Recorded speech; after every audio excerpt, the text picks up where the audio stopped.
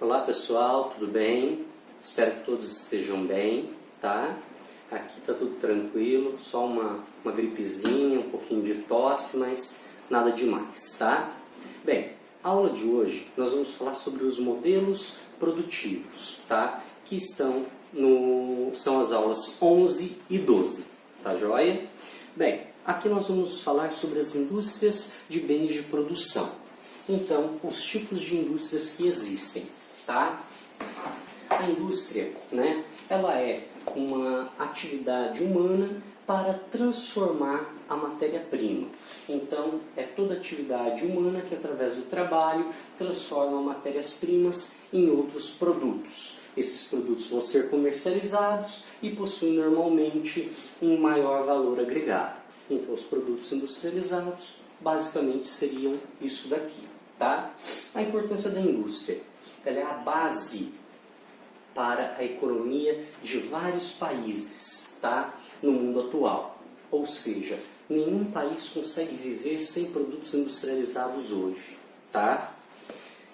Ela é importante para a economia de um país porque ela produz o que será comercializado.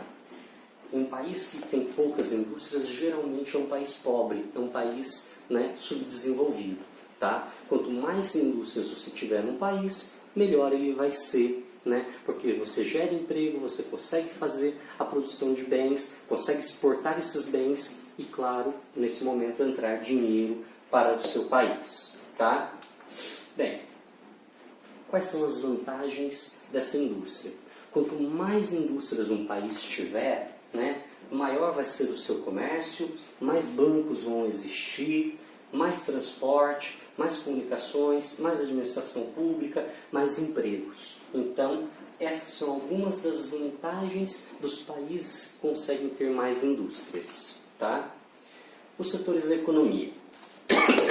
Nós temos aqui, né, a divisão dos setores da economia em cima dos produtos produzidos, modos de produção e recursos utilizados. Isso daqui é básico, né? Desculpa que está aparecendo aqui atrás um gel professora, é da imagem, tá? Na hora que eu copiei a imagem veio junto. Bem, o setor primário, setor secundário e terciário. O que importa, que nós estamos estudando agora, é o setor secundário, que seria o quê? Produção de roupas, máquinas, automóveis, alimentos, indústrias, eletrônicos e assim assim vai, tá? Bem, os tipos de indústrias. Esses tipos de indústrias, nós temos aí na apostila alguns tipos. Aqui eu coloquei alguns, mas nós temos outros, tá? Então aqui vem falando das indústrias de bens de produção, aço, alumínio, chapas, indústrias de bens de capital, máquinas, ferramentas, lubrificantes e indústrias de bens de consumo, automóveis, eletrodomésticos, vestuários. Mas a apostila traz alguns pontos interessantes. Por exemplo, ela trabalha as indústrias extrativas, né? Que seria as indústrias responsáveis pela parte de extração vegetal, animal, mineral. Nós trabalhamos, a apostila traz também, as indústrias de bens intermediários, né, que transformam os produtos extraídos da natureza em matéria-prima, tá? Como, por exemplo, a siderurgia, né, a parte da metalúrgica, esse ponto, que entraria nessa dos bens de produção aqui também. Depois, a apostila traz sobre as indústrias de bens de capital. Tá? Essas indústrias de bens de capital, elas fabricam instrumentos para outras indústrias, tá? Maquinários em geral, ferramentas, essas coisas. Seria essa indústria de bens de capital aqui, tá? Depois, vamos falar sobre as indústrias de bens de consumo.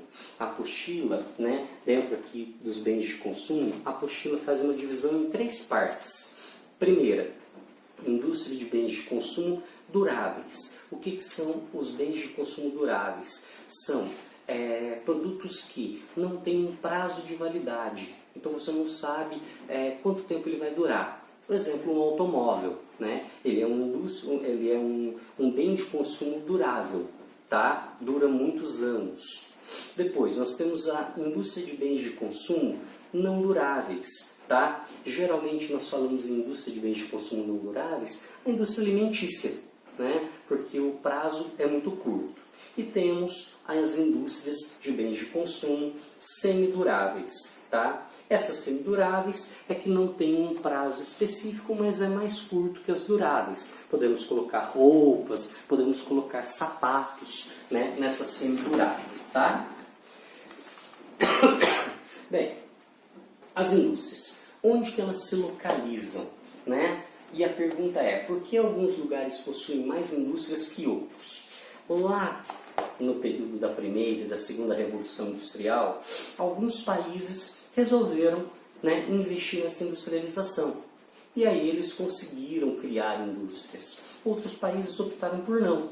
Nesse momento, claro, eles têm menos indústrias. E outros países ainda eram colônias e ficavam subjugados ao comando das metrópoles. E aí, quando foram ter, né, o seu processo de independência, eles conseguiram a independência política, mas não conseguiram a independência econômica, porque as indústrias já estavam ali instaladas e aí eles não conseguiam, né, criar indústrias para competir de igual para igual com as indústrias que já existiam.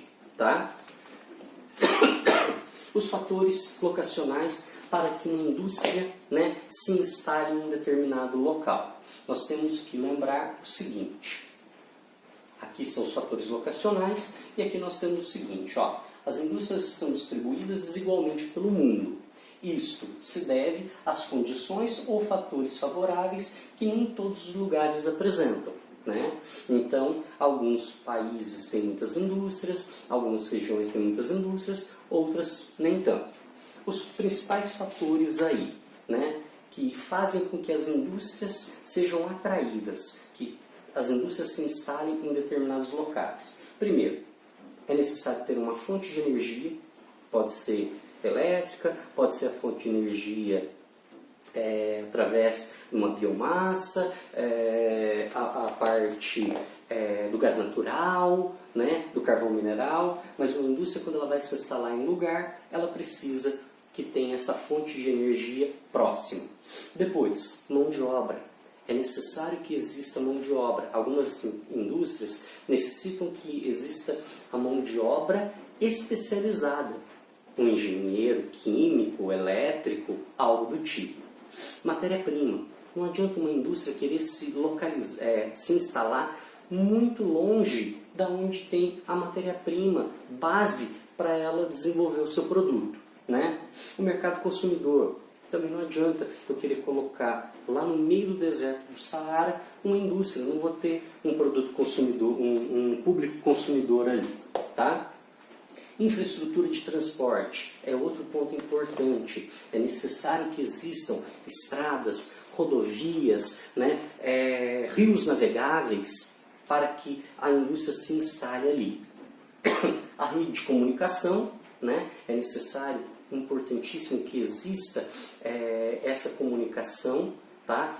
Satélites, celulares, celular não, desculpe, mas a própria internet, né, para que haja essa comunicação, tá? Incentivos fiscais, geralmente os governos dão incentivos fiscais como isenção de impostos, como terrenos, terraplanagem. Isso faz com que uma empresa vá para um lugar ou não, tá? E a disponibilidade de água. A grande maioria das indústrias usam água, tá? Consomem, né, muita água.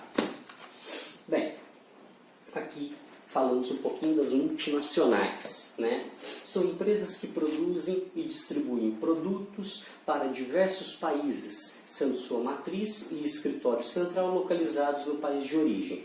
Todas as suas decisões são tomadas dentro de uma perspectiva global e se beneficiam das vantagens financeiras que cada país oferece. Então temos aí alguns exemplos de multinacionais. Bem,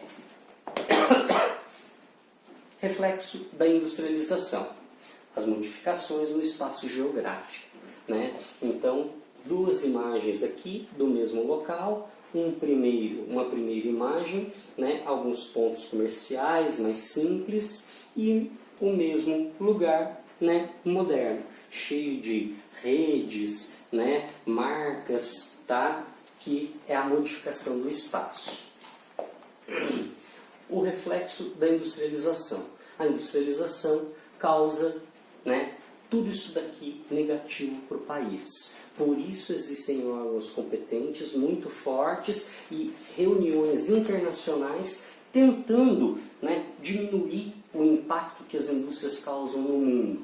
Né? Temos, por exemplo, o Protocolo de Kyoto, que foi uma tentativa aí de diminuir a poluição no mundo. Né? Lembrando que Estados Unidos e China não aderiram ao protocolo, tá? Mas seria isso. Né? Então nós temos tudo isso causado pelo processo de industrialização. Tá? Esse aqui sou eu acho. Bem, mais alguns reflexos aí do processo de industrialização, né? Ele aumenta, acentua a desigualdade social e os problemas que vêm acontecendo aí.